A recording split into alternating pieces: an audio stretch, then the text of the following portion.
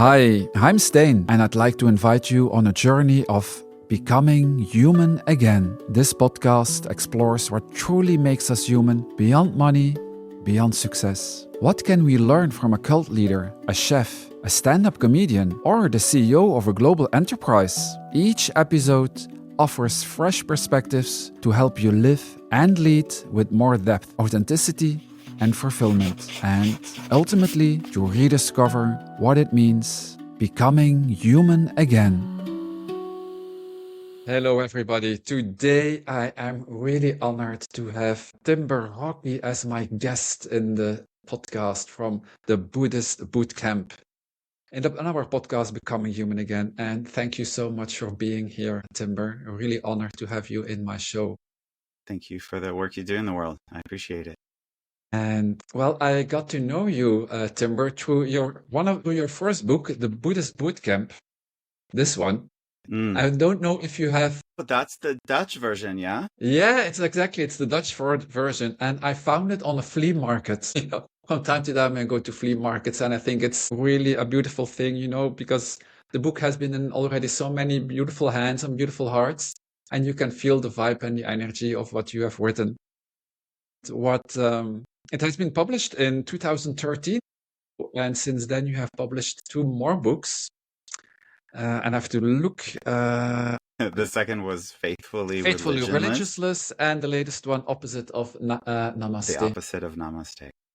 And what I truly liked about your first book, Timber, is it's not only the depth that you describe of Buddhism, but the simplicity and serenity that you use by describing it with your own proper examples of how you have experienced life, and how beautifully you integrate the Buddhist lessons or teachings in a very simple and accessible way. And that is what I was like, oh, but this is such a nice book. It has been lying on my table every morning, and I was like, just a small text and very inspirational.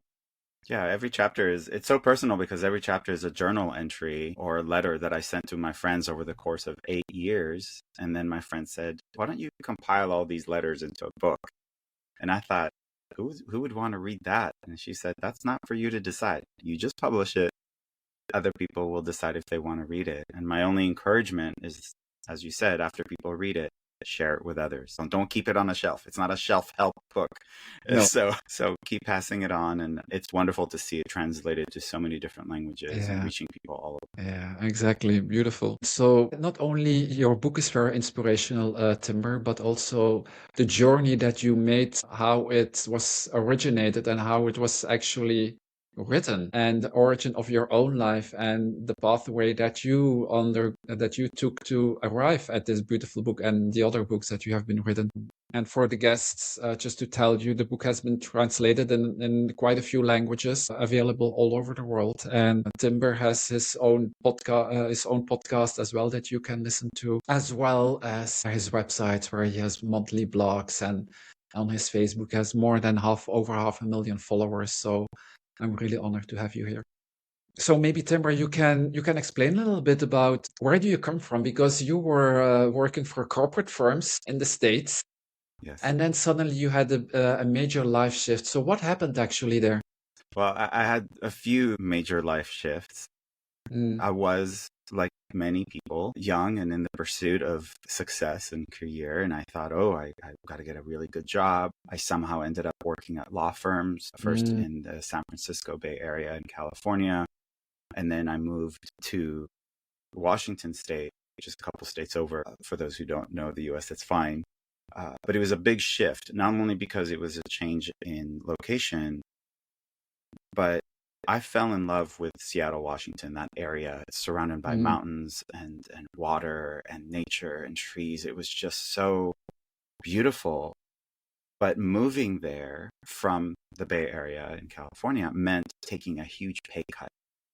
And I thought, typically when you think about success and the career path, you always make more. And I thought, I'm cutting my income in half.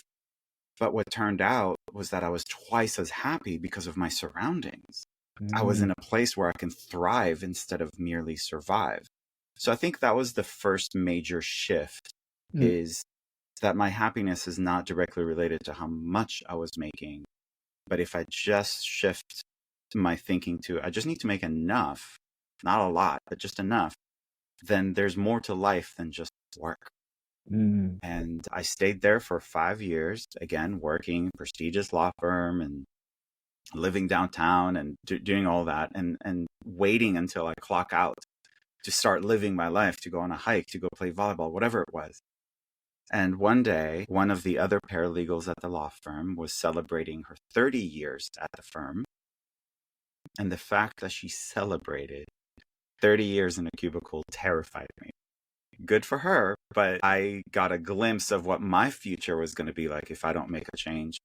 And I thought, this is a good life. Like, I've got my condo, my sports car, everything on paper looked really good.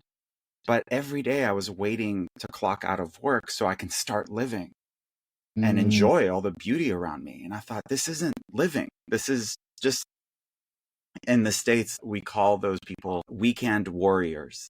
They are people who work during the week, just hustle, hustle, hustle. And then they have 2 days to try and cram every hiking trail they want to do, every adventure they want to have into the 2 days, and then recover for it during the week and then start again. And I thought, I don't think this is the definition of success. I know that's what society tells us. So that day when she was celebrating her 30-year anniversary, I didn't know what I wanted to do with my life, but I knew that that wasn't it. And I think knowing what you don't want is a very helpful navigation tool, because if someone offers you something and you're not sure what you're in the mood for, but what they're offering to you doesn't look appealing, then you can just say, no, thank you. What else is out there? And I just thought, well, what else is out there? Clearly, my happiness is not linked to how much money I'm making.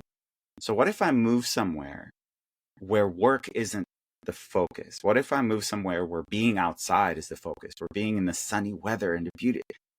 And so for me, it made sense to sell everything I owned, tangible stuff that I worked so hard to depict my success, the imported Italian furniture and the sports car and the designer clothes.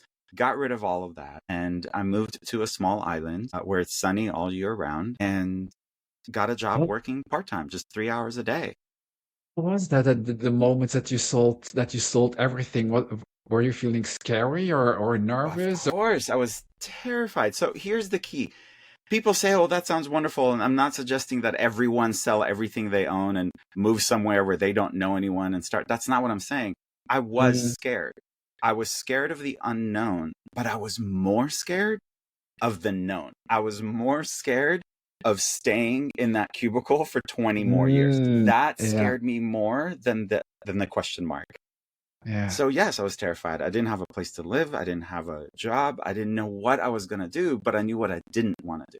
So yes, that's a really good question. I was scared, but I did it anyway. And I think the more often you do things that scare you, the less scared you are of fear. You feel the fear, but you don't let it stop you. And that's the key, is just acknowledge it and go, okay, I've been scared before. I've done hard things before and I've succeeded. So let's try. And that was a major life shift. Importantly, what it opened up for me, more than just more hiking and volleyball and time in the sun, it gave me time. I had a lot of free time, and I started valuing time more than money. And then I thought, what can I do with this limited time that I have? And I thought, well, I really always wanted to study more deeply what people believe and why we believe what we do. And not just religions. That was fascinating to me my whole life, just why people believe that. But even your prejudices. Where did you pick them up? But more importantly, why are you still carrying them? So I started studying initially with a Tibetan Lama, and then that took over. And then he suggested I try Zen instead of Tibetan Buddhism, because Tibetan Buddhism was too complicated for me. And did you do that in monasteries, Timber, or did you? So because you traveled a lot. I did, and in true Timber fashion, I don't just get a book on Zen Buddhism. I move into a Zen monastery, because that's full immersion is how you truly learn. And it was incredible. It was exactly what I needed. This was after I had already decided to take the monastic vows. And the monastic vows are very similar in a sense to marriage vows, where you make a commitment. I vow to dedicate my life to you. But instead of committing to one person, you're committing to a cause or a purpose. And you say, I am no longer trying to make Timber happy. Timber wants to be on the beach playing volleyball. That's what Timber wants. But true happiness, like lasting, deep, purposeful happiness, comes not from making me happy, but from alleviating the suffering of others. Is if I I can love make this one. if I can make your life easier, that gives me purpose. The suffering of others. Yeah. Because all of Buddhism can be encapsulated into the concept that the pain of living is inevitable. There's nothing, I can never relieve someone else's pain. The pain of growing old, the pain of getting sick, the pain of dying and people around you dying. That's inevitable. I can't relieve someone's pain. No, yeah. But the Buddha taught that the suffering that's associated with pain is we can do something about that. Pain is inevitable. Suffering is optional. It's optional. I love that we one. don't have to hate growing old or just accept, just go. This is part of life. I am like everybody else. We're all dealing with this. And if I can help you navigate old age and illness and the challenges of inner conflict, if I can help anyone with that, the way Buddhism helped me, I have purpose. I have a reason to get up in the morning. I am driven. I am motivated. I'm truly happy. Like, not because I'm doing anything exciting, but because I'm not contributing to my own anguish. I'm living in gratitude. I'm so grateful for today because it wasn't promised to me. So again, this shifting of instead of valuing money to valuing time has shifted everything for me. And yeah, it's just it wasn't one moment. It was a series of moments. Yeah. I loved when you said, the happiness comes from alleviating the suffering of others. How does one do that when you're in the monastery and you take your vows and, Oh, that's such a good point, because that's exactly what my friend asked me. No, I love it. When I took the monastic vows and I disconnected from the world and I stopped sending emails and phone calls and just took myself into this blissful mountain monastery where we meditated every day and lived in peace, and it was just incredible. I received a handwritten letter from one of my best friends, and she said, Timber, I know you moved to the monastery and you took the vows and that you're so happy there, and I'm really happy for you, but you took a vow to be of service to others. And I have one question for you. She said, how are you of service to anyone if you're tucked away in the mountains somewhere and no one can reach you? Like, who exactly are you helping? And she had a really good point. I don't regret. How did that feel when you read that sentence? Were you a bit angry, or were they like, oh, damn it, I wish I would never have written this letter? Or who is she to tell me that? All of that, yes, all of that. I felt like, oh my God, how dare she? And I'm like, well, she's got a good point, and I know she didn't mean anything negative by it. She was inviting me to look at it from a perspective I clearly hadn't seen, and she had a point. So I don't regret going. But having that insight, I couldn't justify staying. So I had to figure out, okay, well, if not in the monastery, and I don't want to go back to the corporate world and shift right back into working full time and just the hustle. And of course, through Buddhism and everything, you learn about the middle way. And so it wasn't a monastery tucked away in the mountains, and it wasn't the corporate world. I decided to move into a Buddhist temple with Wi-Fi. I was like, all right, this is the middle path. I'm still in the world, but I'm not consumed by it. And that was a really good middle ground. Yeah, it was such an incredible invitation. And I didn't get defensive because I know she wasn't offensive. She was just inviting me to see something. I think what she did there, I've written a book about money and success, and that's also why I invited you to the podcast. But what she did there for you, I think that was something very courageous, to write a letter to a dear friend who is very happy and really pointing your finger onto something. I think to have friends like that must be, well, that's a gift. Yeah. because there are Yeah, not many people around you that would that would um, that would confront you with that. I think that's a really courageous thing she did there. yeah. And she's the same one, by the way, who later told me to go back and compile 8 years worth of the letters I sent to her and put them into a book. So the book in your hand now is because of her. It's the same friend. She's a professor What's in her name? Sacramento. Her name is Kim. She's Thank you, Kim. a professor in Sacramento, California. She's incredibly intelligent, smart, dedicated, devoted. Somehow she manages to balance teaching and being a wife and a mother and a friend. And I don't know how she does it, all while always being positive and optimistic. And she has challenged me for decades to just look at things from another perspective. And it's, yeah, like you said, incredible friend to have.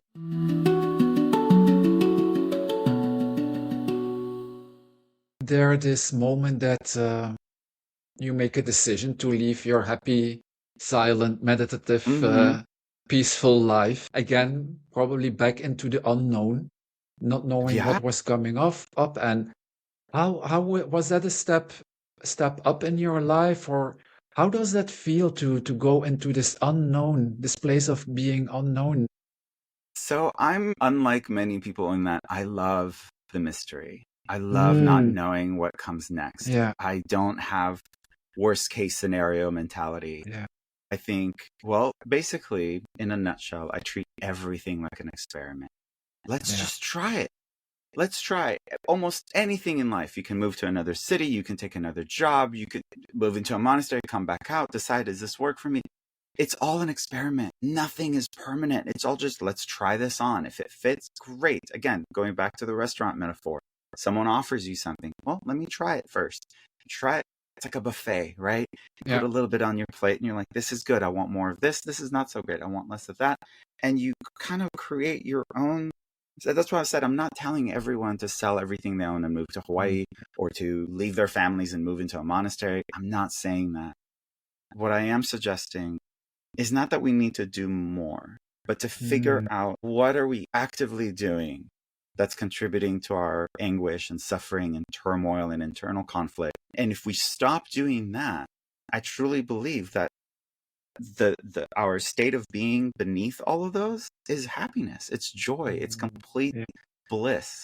It's just everything we do to try and pursue happiness makes us miserable. So it's like, stop trying to pursue. It's already there. You don't really need to do anything except stop doing what makes you miserable. Yeah. I love the unknown. And if it ends up being less than ideal, then I try another door. There are so many doors. There's so many options. There's so many possibilities. And the only thing stopping us is us. According to you, what is it that often people, and me as including me and probably you as well, that we still stay in that place of suffering? You know, because in somewhere it might feel very comfortable, you know, to be in this place. Okay, it's the way it is, or I can't change, or it's too difficult for me, I don't have the talent, or whatever excuses that we come up with. What is according to you, the basic idea or the basic thought or the conviction or fear or whatever that it is that we don't dare to step out of this fear? Yeah, I think we touched on it earlier when you said, was I scared to leave the corporate world, the job, and move somewhere unknown? Yes, I was scared.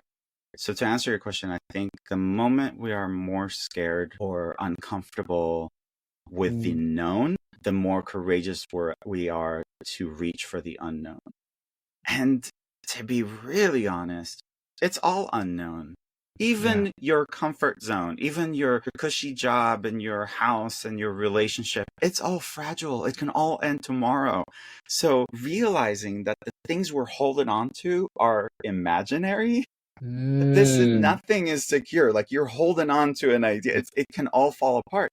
And I really thought, this is the optimistic, idealistic me, that COVID would teach us all that after COVID, everyone's going to realize everything I thought about tomorrow that I was certain was going to be, it's all a question mark. It's all unknown. We can lose the ability to leave our house, to breathe the air, to go shop, like everything. It can all be taken away like that. And I think that's incredible awareness. But somehow when that all kind of sort of faded into the background, we went right back into clinging to the imaginary that's comforting, but it's an illusion. I just think you have to get uncomfortable enough that, as uncomfortable as change will be, it's still more appealing than the discomfort of staying where you are. And that could be anything. If you have the habit of eating certain meals and your doctor tells you, hey, you have to change your diet, most people are not going to change their diet if the doctor just said to do it, but we don't really have any side effects from the diet yet. Yeah. But once we're in pain, once it becomes difficult, then change a new diet. Then we're like, okay, I'm going to try that because staying where I am has become. So I'm saying don't wait until it's so late, until you're just try something new every day. Just if you cross your arms like this, try doing it like this instead. Even if it's uncomfortable, put on your left shoe first instead of your right. Get comfortable with trying new things, with being uncomfortable. That's what the beauty of meditation and sitting. Absolutely. It's very uncomfortable to sit for 8 hours and not do it. And in Zen monasteries, they don't even call it meditating because you're not thinking about it. You're just sitting in front of a blank wall. It's uncomfortable, but that's the idea. Get comfortable with being uncomfortable, and you realize it's not the end of the world. It's just discomfort. It's not painful. It's not harmful. It's not toxic. It's just irritating. Yeah. I can handle being irritated. Yeah. I love the idea of everything can disappear tomorrow, or what you think that you have today will always be there tomorrow, and realizing that that is an illusion and acting upon it, like, there is no today but today. Sometimes how do we make plans, or are we allowed to make a plan, because I find that sometimes very, very confusing, like, okay, it's just today, tomorrow will not exist, and maybe tomorrow I'm not here anymore, or getting up in the morning, okay, I'm breathing today, but what about, and that's a question that I get a lot from people, but can I make plans then? Can I plan my journey, or how do you combine that? Be fluid, be flexible, make plans, but write them in pencil and be open to things changing. Things are going to change. Something might happen. Anything. It could be something. It doesn't have to be, you might fall and break your leg and then you can't go. Something incredible might come up and you go, well, now I can't go because something better. Like, just be fluid.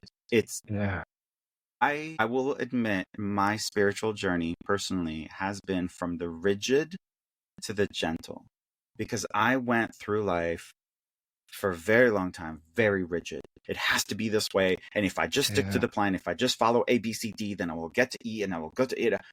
And it was very rigid. And one of my teachers told me that which is rigid breaks. So, I mean, no joke. When I first sat with one of my meditation teachers, I thought, okay, I'm going to sit and not move, not budge at all. I'm like a tree I shall remain, just like deeply rooted, just like, and my teacher said, if you're going to be a tree, be a palm tree. And if palm trees can grow really tall, but when it's windy, they can bend all the way down to the ground and come back up, because they are rooted in the ground. And for us, we can have our core values, we can have our mission and vision statement, but everything else, the details, stay fluid. Let the wind and the day take you where you need to go.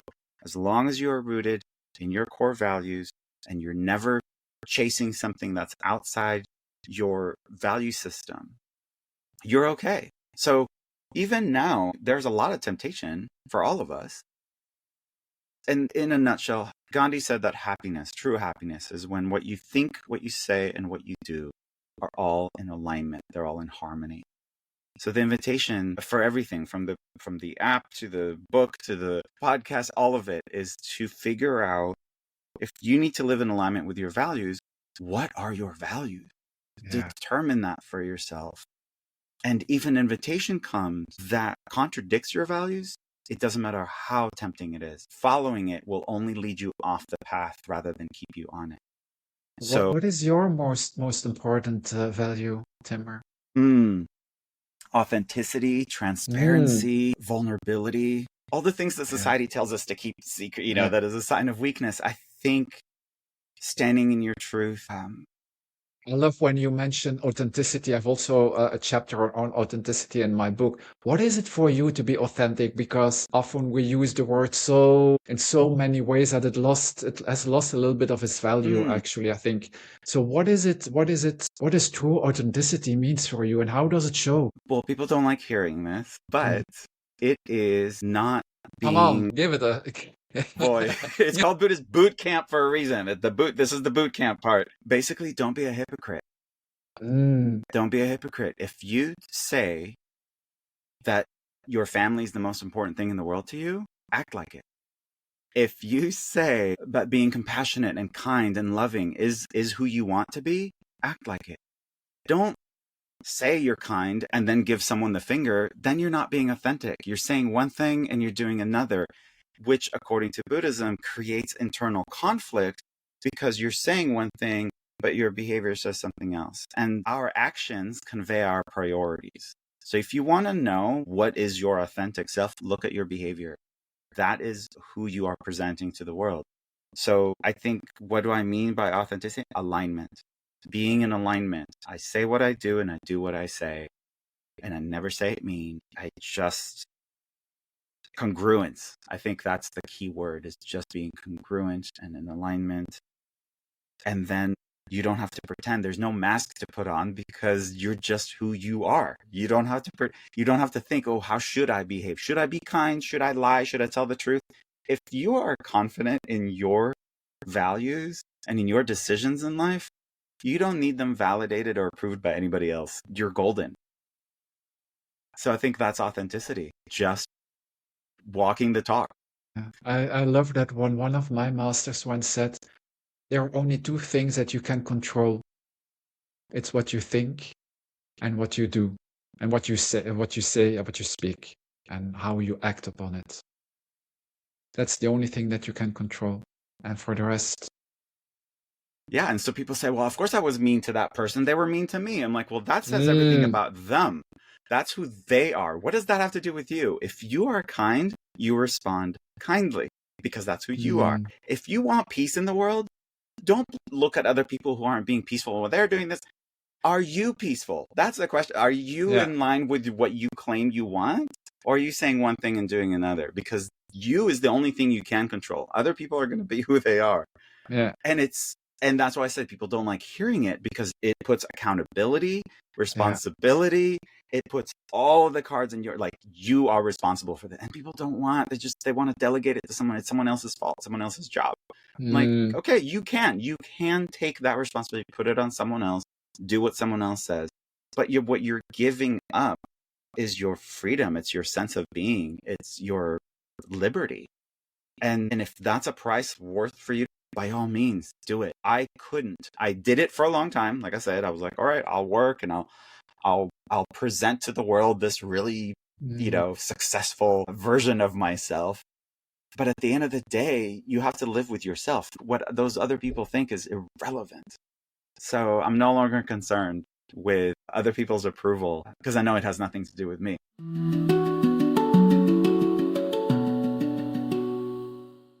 Is that what true freedom is about? That you're not acting upon what other people think of you, or what is that for you, freedom?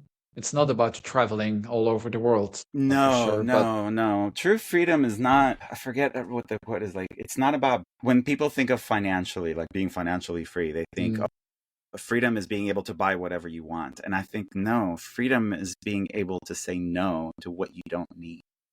That's real freedom. When you have discipline. I love this one. Can you repeat it? I'll try. Freedom is not the ability to buy whatever you want. It's the ability to walk away from what you don't need. Ability to walk away from what you don't need. Even if it's tempting, even if you want it, if you don't need it, if it's not good for you, if it's not good for your soul, it boils down to, okay, I'm going to be really vulnerable. The notion, we hear it all the time and we use it colloquially and we say namaste, like the God in me sees the God in you and all that. And that's beautiful, or the divinity within me, or whatever you're comfortable with. But if you truly live, truly, as if you are a host to divinity, that there is a God residing within you, then when you eat, you're feeding God. When you drink, you're feeding God. When you have a conversation, this is God speak. Like, so I asked myself, because this is the hardest thing for us to do, is to love ourselves, right? And so I would ask myself, Yeah, if I absolutely. loved myself, would I eat this? If I loved myself truly, would I drink this? Would I be in this relationship? And Right. oftentimes the answer was no, because I wouldn't treat someone I love with this. I Mm. wouldn't serve them poison. I wouldn't serve them something that's really detrimental to their well-being, because I love them. I want to take care of them. But to start loving yourself to that degree, that is so hard for us. We can do it for others because it's very performative. But to truly take it and say, this is tempting, but I love myself too much to take it, is I'm getting revolutionary. goosebumps. I know it's hard because I spent years hating myself. I spent years Yeah. judging myself. And I think and again, to be completely transparent and honest again, what helped me let go of trying to make Timber happy is, in my youth, in my teenage years and young adulthood, I have attempted suicide multiple times. I was Mm. miserable, and I blamed the world outside me, my parents, aside everything, for my own anguish. And so I thought the only way out was kill myself. And so, in a sense, for me, taking the monastic vows to putting something bigger and greater as the focal point, because Timber tried to off himself. So what he wants is irrelevant now. Mm. My job now is to take care of this thing called Timber while he's still alive, and make sure that he is not necessarily doing good in the world, but at least not adding to the More noise. harm to Like, the world. yeah, like, because people get caught up in, oh, I have to do really good, and I have to get a We job have that's to in have a line with good my mission. values and start an orphanage. I'm like, no, just by not being part of the pollution, you're already part of the solution. So Yeah. it's not about doing more. If you're just sitting at home on your stoop drinking a cup of tea, you are already fair trade tea. You are already part of the solution. Just because you're not adding to the problem, you're one less person fighting, arguing, adding to the noise. You're one less person supporting organizations or companies that are detrimental to our planet, to our well-being. You are one less person adding to that, which means it's not grand gestures. It's not just to be at peace with yourself, and then you have the energy with which to show up for others. So it's not about what Timber wants anymore. And I'll tell you, Timber's never been happier. It's funny I that can by tell. no I can tell. longer trying to make Timber happy, Timber is thrilled, because his time is not so self-consumed with chasing the next big thing. It's exhausting. So why tire myself out if I can just... It's like trying to chase the sunset so you have this incredible view. I'm like, just sit there. It will come. Be patient. It'll come. Every day. Just and sunrise, sunset. Just enjoy it. You don't have to chase it. You don't have to create it. You don't have to make it. You don't have to beg other people. Just sit and enjoy the seasons, the sun setting, rising. Be part of it. I don't know how else. Now I'm getting too woo-woo out there, but really, it's not about doing. It's about being. Is that feeling of peacefulness that you describe, or is that about making choices in life, or is it something that you have to do consciously, and to At be really first, aware? yes. What am I doing? I really liked it when you said, what I eat, is that nourishment, Mm. Is it good for my body? One of my masters always said, what you do, what you eat, or whatever, is it nourishing?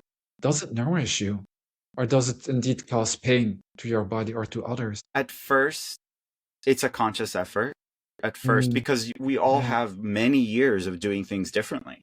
So if we've created a habitual pattern that, if we keep following it, it's going to take us where we don't want to go. Yeah.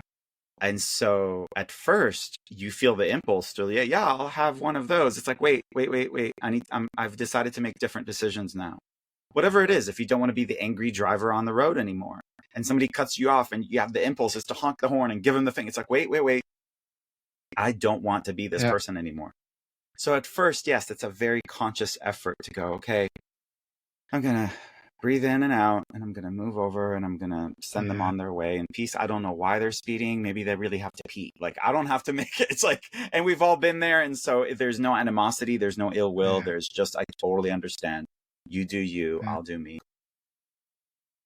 So yes, at first it's very intentional and effortful. But after a while, that becomes the new pattern. Being peaceful, being kind, being gentle, being patient, that becomes your new normal. So what do you do then, Timber, for example, when you were just speaking, was like, oh my, I have eaten too much chocolate today. It's not good to eat. And often when I do something that is not really nourishing, there is this feeling of guilt. And I think many people Are you a recovering Catholic? What's going on? And I think maybe indeed I was raised Catholic. Often Regardless, we have this feeling of guilt that comes up when we don't do what we are supposed to do. Well, so a few things are coming up. Regardless, guilt. That's not nourishing. No. So if you ate the chocolate and you're like, oh, the chocolate's not nourishing. Oh, you know what? I already made things bad. I'm going to make them worse. And I'm going to feel shame and guilt and hatred and anger. I'm like, oh, so you're going to add more toxic? Like, that's not helpful. So when you sense the guilt, you're like, do I want to consume this or do I want to just let it go? It's like, I'm used to doing it this way, eating too much chocolate, then feeling guilty about it. It's like, okay, so how about I eat too much chocolate and go, oh, yeah, that was one chocolate square too many. All right. Like, understandable. It's delicious. So you have compassion for yourself. It was the best chocolate. You're talking and to I mix them with these special berries, and it's delicious. Anyway, I get it. 88%, and I'm all for it. I love dark chocolate. But again, I don't like the feeling of guilt and shame and hatred and just the negative self-talk. Like, that's toxic. That's way more toxic than the chocolate. Exactly. You're better off having another square of chocolate and not dealing with the guilt than eating the chocolate and then consuming all of that. So recognizing that all of it is either nourishing or poisoning, and just deciding, I don't want to do it. I don't want to hate myself anymore. I don't want to yell at myself and blame and shame and guilt. Like, that's not helping me. That's making the journey that much. I'm big on hiking. I'm a real outdoors person.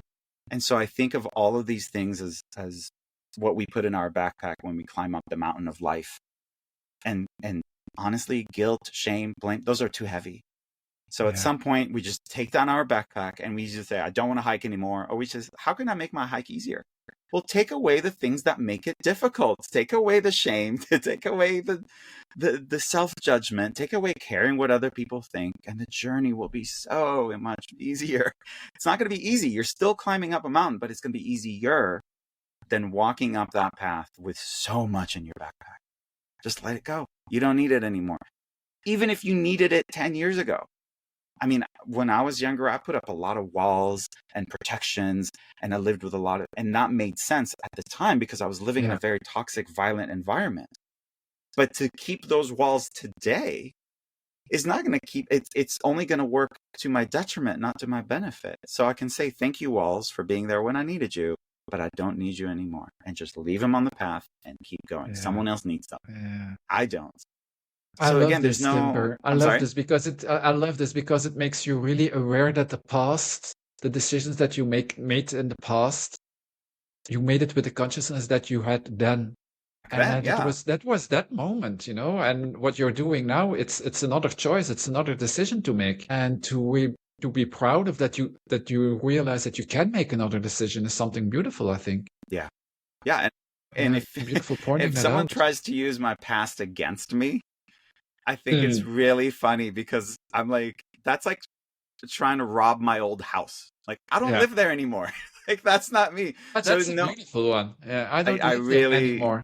I don't live there anymore. That's not me. So if someone tries to harm me by bringing up my past, I'm like, go for it. That's not my stuff. That's not me. I love it because often when you are in this path of change or transformation, or you making other decisions, people often say, you've changed, and it gives the impression that they don't like you anymore, in a way. And some won't. I will be really honest.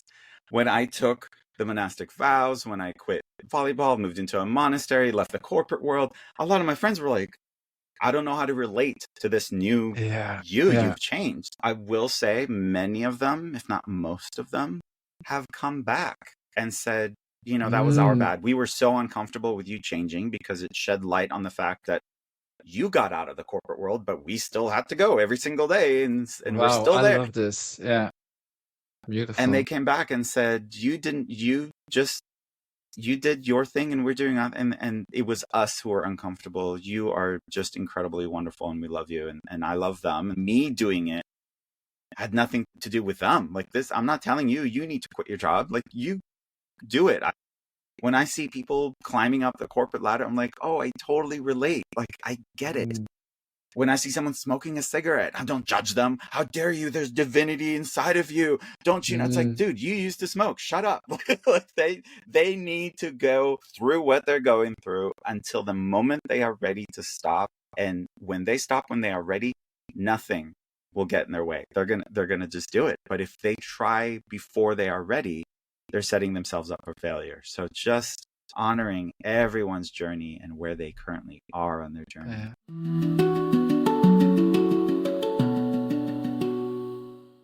Have you freed yourself from judgment and superiority or arrogance towards others or towards other situations when you That's the goal.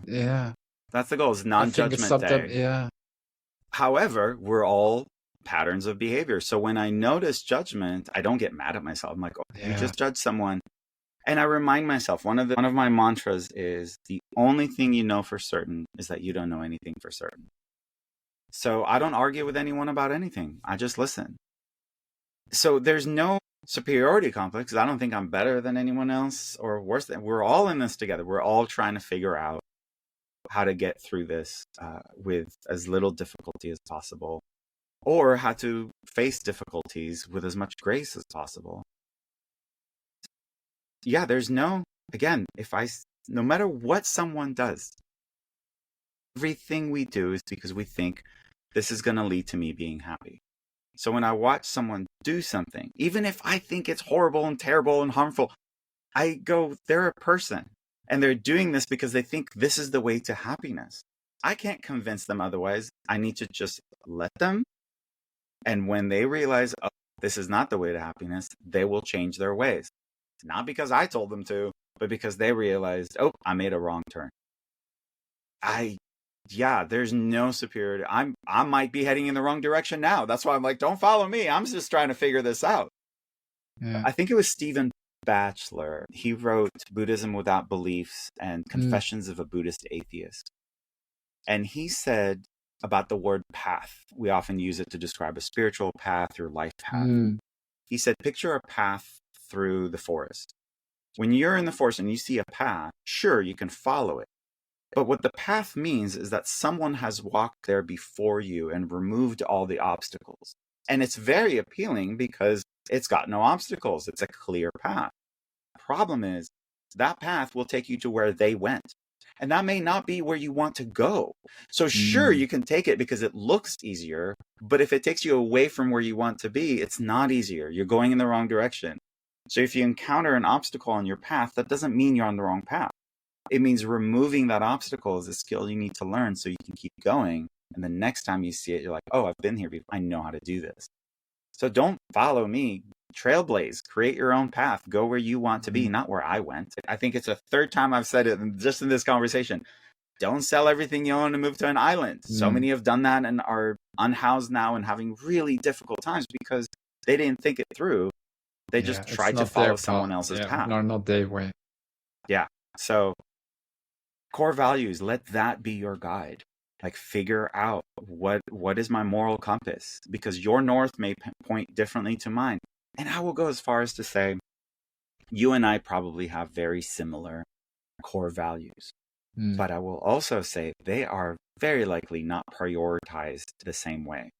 So we may value the same thing, but you prioritize one thing differently than I do. I can't look at you and go, how dare you do this and not care about this as much as I care about it. It's like, dude, we're different people. It's not that I don't care. Is that, one person in the world is fighting for human rights and women's rights and trans rights and animal rights. And that's great. But you can't say, well, you need to care about animals as much as I care about it. It's like, no, you do you and I'll do me. That's why there's no superiority complex. You're just as important. So I'm really curious because and probably you as well, and especially in the Western world, we have been raised up of this the know of or the reality of a hierarchy. You know, you have to position yourself, and you have to the comparison that you make with other people. You know, I have this position because he is this or he is that, and what I do is of more importance and it has more value or contributing more to the world than what the other one does. And it's completely entangled into the Western world. Remember at the very beginning, I said that I set out to study what people believe and why we believe what we Yeah, do, and not just religion, but even this idea of hierarchy. yeah, If you choose to believe in that idea of hierarchy, and let's pretend I do, I don't look at someone else and say, they're better, they're worse, I want to be mm, more like them and less like them. I look at trees and I say, I want to be like that tree. It takes from humans what they don't need. Everything we exhale, all our carbon dioxide, they just take it from us. And in turn, they give oxygen. That's, if we're going to think of a hierarchy, when I grow up, I want to be a tree. Like that is to just weather the storm, to stay rooted, to offer to others, whatever it is. Even if someone chops you down and turns you into a table, you let them chop you down with grace and kindness. And if this is what you need to do in order for you to think that that's what's going to chop me down, I'm not attached to being here. So there is no better or worse. There's just left turns and right turns in a circle. I don't know how else to explain it. There is no, no, no, it's a hierarchy implies linear, yeah, but we're all in this together. I'm not better or worse than anyone else. I've had every job you can imagine, from the corporate world to graveyard shift at gas stations in the middle of the night behind bulletproof glass, scared, and from coffee shops to sandwich, you name it. I've done it. There's a chapter in my book, believe it or not, where I talk about being a stripper when I was in my teens because I was so insecure about the way I looked. I thought, oh, the only way I'll feel beautiful is if someone pays me to take my clothes off. mm, And it turns out that despite being triangular, my biceps were bigger than my head. I was V-shaped and tan. And when I looked in the mirror, that's not what I saw. I still saw the shameful, chunky, pale kid staring at me in the mirror, hating himself. I didn't see what other people saw. So it made me realize I don't need the validation from others. I need to mm, accept myself for who I am without anyone else's say so. And that was very liberating. But I needed to go through that to yeah, get to that realization. So imagine if someone tried to hijack my journey and say, don't do that, that's bad for you. It's like, you don't know what I need. yeah, And I don't know what other people need. So if you need that extra chocolate to get you to go, okay, I went too far, I'm not going to stop you from having that extra piece of chocolate. mm. That's your journey. I can't tell you what you need. I don't know. I can't pretend to know. And I think Are that's you a big great? part of it. Are you grateful for life? Yes. I mean, that's what's so amazing, from someone who tried to take his own life to Mm, now waking up in the morning and going, oh, okay, I guess we're doing this again. Then yeah, let's make the most of it. It's time. Like I said, I'm grateful for time, whatever time I get. Does it become difficult to be grateful for life when you're in severe pain yeah, that won't go away, when you're sick? Absolutely. And a year ago, I was so sick and I was in the hospital and I was in so much pain, and I thought, why stay? Why be here? why me? And I called a friend who is Mm, dying and I said, how do you do it? And she said, well, today's Tuesday and today's a good day. That's all I've got. So I'm wow, going to just make it through today. And it just became not about future planning, not about, oh, but I'm always going to be in this much pain. I'm always going to feel life will never. It's like, today, this is all I've got, this moment. I can make it horrible and I can make it less horrible. What do I want? It's within my happy or crappy. The choice is mine. And so I choose. And again, I want to be really clear that happiness does not mean joyful and in a good mood. It means grateful. And if I can be grateful, even when I'm in pain, I can be grateful for what doesn't hurt. You know, it's like, yes, my foot hurts or my lungs hurt or my head. But you know what? I don't have a toothache. This would be a lot worse if you added a toothache to this mess. So I can be grateful for what doesn't hurt. I can be grateful for what still works rather than focusing on what doesn't work. And that's what Buddhism does, is it gives us a different lens through which to look at the same world as everybody else. I'm not living in some weird privileged world where, you know, and we're all privileged in the sense that I'm able-bodied. That's a privilege. You know, I can pass for white in this country. That's a privilege. I am male. That's a privilege. I didn't ask for it. That's just the inherent privileges. But if I use my privilege in order to help someone out of being in a place where they are discriminated against, then I'm using my privilege for good.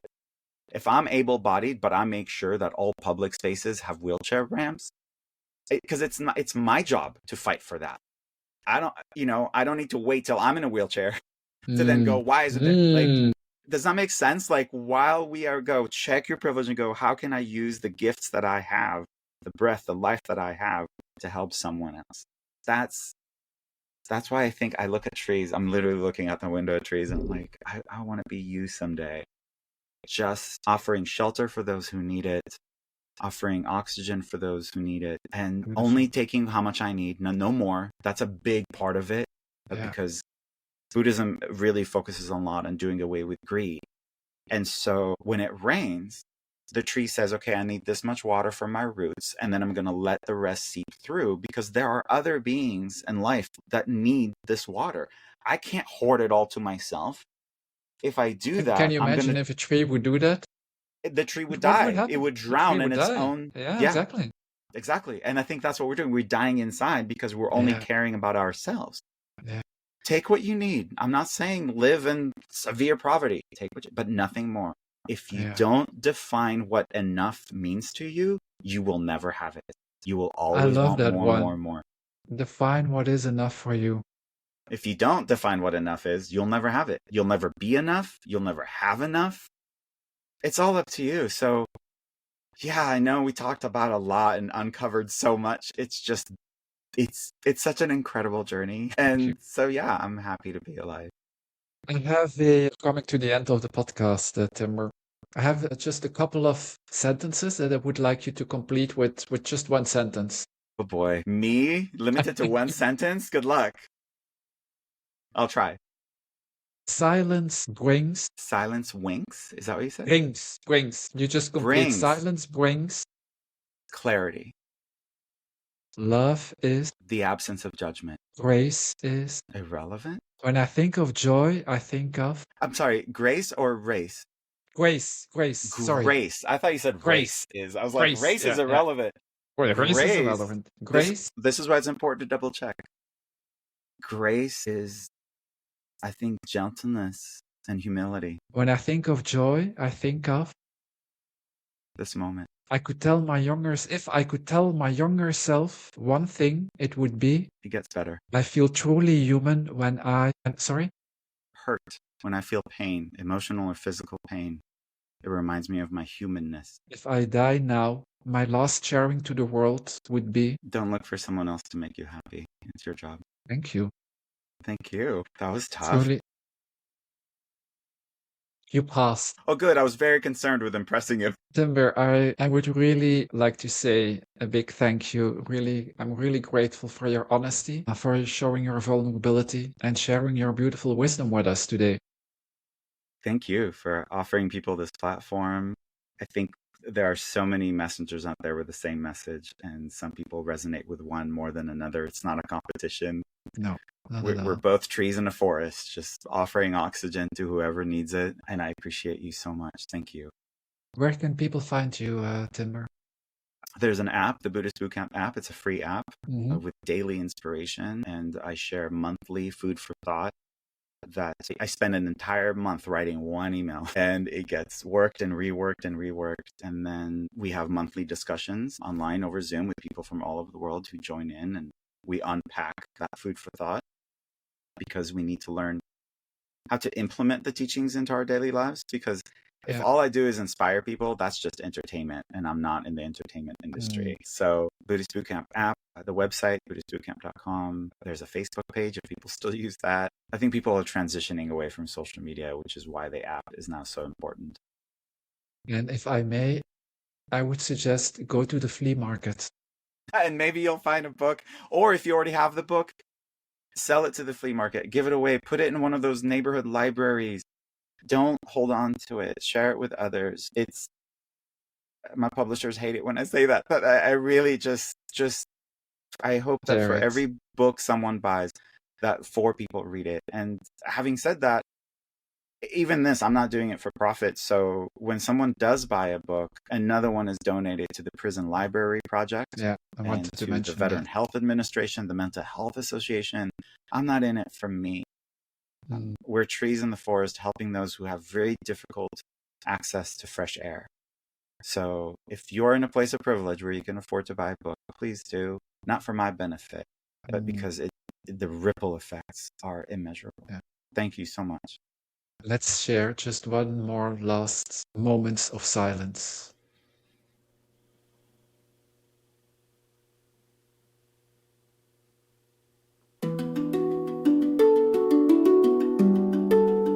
Thanks for listening to Becoming Human Again. I hope today's conversation gave you fresh ideas about happiness, success, and what it means to live fully. If you enjoyed the episode, please follow, review, and share. And if you want to dive deeper, check out my book, Becoming Human Again, and connect with me on social media. Until next time, keep questioning, keep learning, and keep becoming human again.